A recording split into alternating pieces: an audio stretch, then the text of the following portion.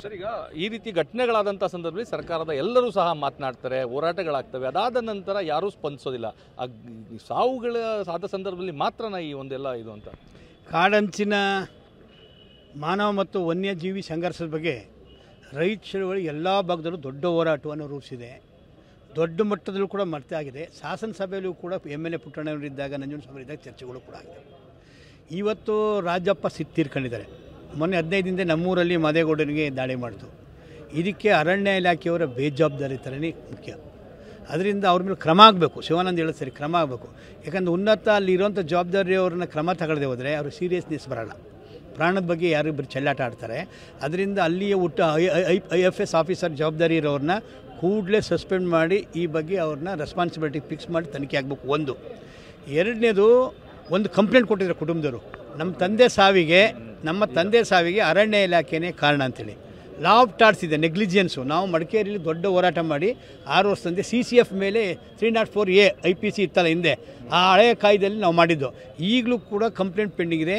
ಅರಣ್ಯ ಇಲಾಖೆಯ ಜವಾಬ್ದಾರಿಯವ್ರನ್ನ ಫಿಕ್ಸ್ ಮಾಡಿ ಅಕ್ಯೂಡ್ ಮಾಡಿ ಅಲ್ಲಿ FIR ಮಾಡಿ ಅವ್ರ ಮೇಲೆ ಕ್ರಮನೂ ಕೂಡ ತಗೋಬೇಕು. ಯಾಕಂದರೆ ಅವರೇ ರೆಸ್ಪಾನ್ಸಿಬಲ್ ಆಗಬೇಕಲ್ಲ. ಇಲ್ಲಾಂದರೆ ಬರೀ ಸರ್ಕಾರ ಪರಿಹಾರ ಕೊಡುತ್ತೆ ಅಂದ್ಬಿಟ್ಟು ಹೊಡಬಿಡ್ತಾರೆ. ಒಂದು. ಎಲ್ಲಕ್ಕಿಂತ ಇದಕ್ಕೆ ಶಾಶ್ವತವಾದ ಪರಿಹಾರ ಕಂಡ್ಕೋಬೇಕಾದ್ರೆ ಅರಣ್ಯದೊಳಗಡೆ ರೆಸಾರ್ಟ್ಗಳು ತಲೆ ಇರ್ತವೆ, ಗ್ರಾನೈಟ್ಗೆ ಅವಕಾಶ ಕೊಡ್ತಾಯಿದ್ದಾರೆ, ಮತ್ತು ಸಫಾರಿಗೆ ಅವಕಾಶ ಕೊಡ್ತಾರೆ. ಆವಾಗ ಇವರೇ ಅರಣ್ಯವಾಗಿ ಹೋಗಿ ಡಿಸ್ಟರ್ಬ್ ಮಾಡಿ ಪ್ರಾಣಿಗಳು ಕಾಡ್ಬಿಟ್ಟು ನಾಡು ಬರೋಂಗಾಗಿದ್ದಾವೆ. ಇದು ಮಾನವ ವನ್ಯಜೀವಿ ಸಂಘ. ಅದಕ್ಕೆ ರೆಸಾರ್ಟ್ಗಳನ್ನು ಎತ್ತಂಗಡಿ ಮಾಡಿಸ್ಬೇಕು. ಗ್ರಾನೈಟ್ಗೆ ಯಾವುದೇ ಕಾರಣಕ್ಕೂ ಸೂಕ್ಷ್ಮ ವಲಯದು ಗ್ರಾನೈಟ್ಗೆ ಅವಕಾಶ ಕೊಡಬಾರ್ದು. ಮತ್ತು 20 ಲಕ್ಷ ರೂಪಾಯಿ ಪರಿಹಾರ ಕೊಡ್ತಾರೆ. ಅದು ನಮ್ಮೆಲ್ಲರೂ ಹೋರಾಟದಿಂದ 20 ಲಕ್ಷ ಆಗಿರೋದು. ಮೊದಲು ಏನೂ ಇರಲಿಲ್ಲ. ನಂಜುಂಡಸ್ವಾಮಿ ಈಗ ನಮಗೆ ಹೇಳ್ತಾರೆ 1 ಕೋಟಿ ಪರಿಹಾರನ ಸರ್ಕಾರ ಫಿಕ್ಸ್ ಮಾಡಬೇಕು. ಕಾಯಂ ಉದ್ಯೋಗ ಕೊಡಬೇಕು. ಅವ್ರ ಕುಟುಂಬದ ಜವಾಬ್ದಾರಿ, ಎಜುಕೇಷನ್ ಜವಾಬ್ದಾರಿ ತಗೋಬೇಕು. ಮತ್ತು ಆ ಕುಟುಂಬದ ರೈತ ದುಡಿಯೋನು ಸತ್ತದಾಗ ಅವ್ರ ಸಾಲ ಎಲ್ಲ ಸಂಪೂರ್ಣ ಮಾಡಬೇಕು. ಮತ್ತು ನಾವು ಈಗಲೇ ಒತ್ತಾಯ ಮಾಡಿದ್ದೀವಿ, ಅರಣ್ಯ ಮಂತ್ರಿಗಳನ್ನು ಭೇಟಿ ಮಾಡಿ ಯಡಿಯಾಲ ರೇಂಜ್ ಬರುತ್ತಲ್ಲ ಅಲ್ಲಿ ನಿಮ್ಮ ಅಧ್ಯಕ್ಷತೆಯಲ್ಲಿ ಸಭೆ ಮಾಡಿ ಉನ್ನತಾಧಿಕಾರಿಗಳು, ಜಿಲ್ಲಾ ಉಸ್ತುವಾರಿಗಳು, MLAಗಳು ಇಟ್ಕೊಂತ ಅಲ್ಲಿ ರೈತರ ಜೊತೆ ಚರ್ಚೆ ಮಾಡಿ ಅವ್ರ ಸಾಲವನ್ನು ತಗೊಂಡು ಪರಿಹಾರ ಕಂಡುಕೋಬೇಕಾದ್ರೆ. ನಿಮ್ಮ ಒತ್ತಾಯ ಏನಿದೆ ಸರ್ ಈ ಒಂದು ಘಟನೆ ಮತ್ತು ನಿರಂತರವಾಗಿ ನಡೀತಾ ಇರುವಂಥ ಮಾನವ ಪ್ರಾಣಿಗಳ ಸಂಘರ್ಷ? ಸರ್, ಒತ್ತಾಯ ಈಗೇನು ನಿಮಗೆ ನೀವೇ ಹೇಳಿದ್ರಿ, ಎಷ್ಟೋ ಹೋರಾಟಗಳು ನಡೆದೋಗಿದ್ದಾವೆ, ಎಷ್ಟೋ ಸಾವುಗಳು ಹೋಗಿದ್ದಾವೆ. ಪ್ರತಿ ಸರಿ ಸಾವುಗಳಾದಾಗ ಬಂದು ನಿಂತ್ಕೊಂಡು ಇದು ಇನ್ನೊಂದು ಸರಿ ಮರುಕಳಿಸಿದಾಗ ನೋಡ್ಕೋತೀವಿ. ಇದೊಂದು ಬಿಟ್ಟರೆ ಇನ್ನೇನು ಮಾತಾಡ್ತಾರೆ? ಯಾವುದೋ ಒಂದು ಚೆಕ್ ಬರೀತಾರೆ 5 ಲಕ್ಷ, 10 ಲಕ್ಷ, 20 ಲಕ್ಷ ಅಂತ.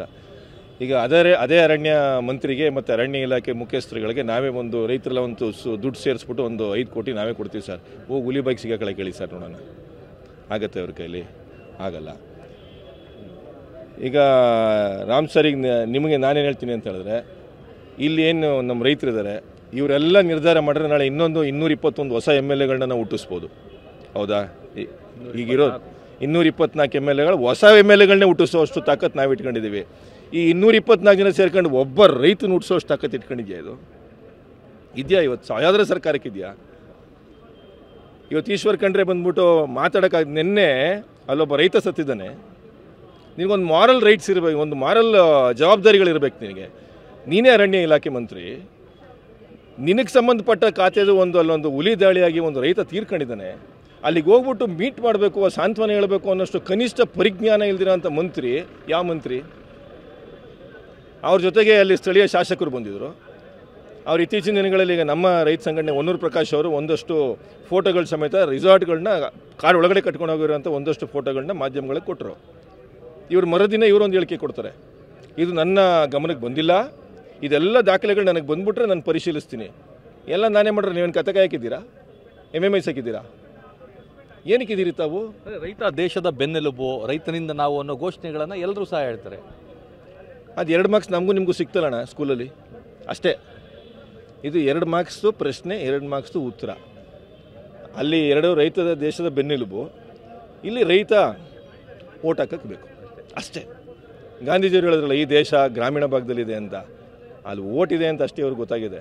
ಗ್ರಾಮೀಣ ಇರೋದು ಸಮಸ್ಯೆಗಳು ಬೇಕಾಗಿಲ್ಲ. ಈತ ಅವ್ರ ಮಗ 11 ಗಂಟೆಗೆ ಹುಲಿ ದಾಳಿ ಆಗುತ್ತೆ, 3 ಗಂಟೆಗೆ ಪೊಲೀಸರು ಹೋಗ್ತಾರೆ.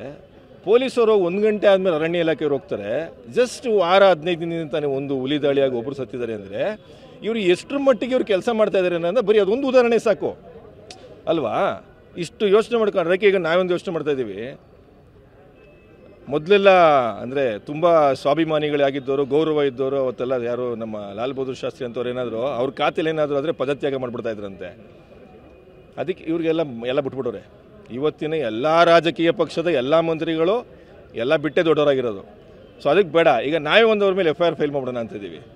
A1 ಅರಣ್ಯ ಇಲಾಖೆ ಮಂತ್ರಿ ಯಾರಾದ್ರಾಗಿರ್ಬೋದು, A2 ಆ ಕಾರ್ಡ್ ನೋಡ್ಕೋಬೇಕಾದ್ರೆ ಯಾರು IFS ಅಧಿಕಾರಿ ಅವನಲ್ಲ, ಅವನೇ A2, A3 ಆ ಸ್ಥಳೀಯವಾಗಿ ಏನಿದನಲ್ಲ ಅವನು. ಇವ್ರು ಇಷ್ಟು ಜನಕ್ಕೆ ಸೇರಿಸ್ಬಿಟ್ಟು ಒಂದು ಕೇಸ್ ಬುಕ್ ಮಾಡಿದ್ರೆ ಓಡಾಡಲಿ ಬಿಡ್ರಿ. ಸರ್ ಹೇಳಿದ್ರಿ ನಿರಂತರವಾಗಿ ನಡೀತಾ ಇದ್ರೆ ಇದಕ್ಕೆ ಪರಿಹಾರ ಏನು ಅಂತ. ಈಗಾಗಲೇ ರಾಜ್ಯ ಅಧ್ಯಕ್ಷರು ಮಾತನಾಡಿದ್ದಾರೆ, ಏನು ಮಾನವ ಸಂಘರ್ಷದಲ್ಲಿ ಪ್ರಾಣಿಗಳಾಗ್ತಾ ಇದೆ, ಇದ್ರ ಬಗ್ಗೆ ಭಾಳ ಜವಾಬ್ದಾರಿಯಾಗಿ ಫಾರೆಸ್ಟ್ ಇಲಾಖೆ ಮತ್ತು ಪೊಲೀಸ್ನವರು ಇದ್ರ ಬಗ್ಗೆ ಗಮನ ಹರಿಸಿ ಅಲ್ಲಾಗ್ತಕ್ಕಂಥ ಯಾಕೆ ಕಾಡು ಪ್ರಾಣಿಗಳು ನಾಡಕ್ಕೆ ಬರ್ತಾವೆ, ಅಲ್ಲೇನೇನು ಅವಕ್ಕೆ ಮೂಲಭೂತವಾದಂಥ ಆಹಾರ ಇಲ್ಲದೆ ಯಾಕೆ ಬರ್ತಾವೆ ಅನ್ನೋ ಬಗ್ಗೆ ಕಂಡುಹಿಡಬೇಕು. ಮತ್ತು ಈಗಾಗಲೇ ಹೇಳ್ದಂಗೆ ಕಾಡಿನಲ್ಲಿ ರೆಸಾರ್ಟ್ಗಳು ಕಾನೂನು ಬಾಹಿರ ನಡೀತಾ ಇದೆ, ಸಫಾರಿ ನಡೀತಾ ಇದೆ, ಇವೆಲ್ಲ ಹೋದಾಗ ಅವಕ್ಕೆ ಭಯ ಆಗಿ ಹೊರಗಡೆ ಬರ್ತವೆ. ಇವತ್ತಿನ ಮಾತನಾಡಿದ್ದಾರೆ, ಇವತ್ತು ಏನು ಇನ್ಸಿಡೆಂಟ್ ನಡೆದಿದೆ ಇದಕ್ಕೆ ಕೇವಲ ನಿನ್ನೆ ಮಿನಿಸ್ಟ್ರು ತಾಲೂಕಲ್ಲೇ ಇದ್ದು ಕೇವಲ 10 ಕಿಲೋಮೀಟರ್ ಇದ್ದರೂ ಕೂಡ ಹೋಗಿ ನೋಡದೆ ಬೇಜವಾಬ್ದಾರಿಯನ್ನು ತೋರಿಸಿದ್ದಾರೆ. ಇದ್ರ ಬಗ್ಗೆ ನಾವು ಜಿಲ್ಲಾ ರೈತ ಸಂಘ ಖಂಡಿಸ್ತೀವಿ. ಮತ್ತು ಈ ಜಿಲ್ಲೆಯ ಜಿಲ್ಲಾಧಿಕಾರಿಗಳು, SP ಮತ್ತು ಉಸ್ತುವಾರಿ ಮಿನಿಸ್ಟ್ರು ಕೂಡ ನನ್ನ ಜಿಲ್ಲೆಯಲ್ಲಿ ನನ್ನ ನಡೀತಾ ಇದೆ ಏನು ಅಂತ ಸೌಜನ್ಯಕ್ಕೆ ಬಂದು ಇಲ್ಲಿ ವಿಚಾರಣೆ ಮಾಡಬೇಕು.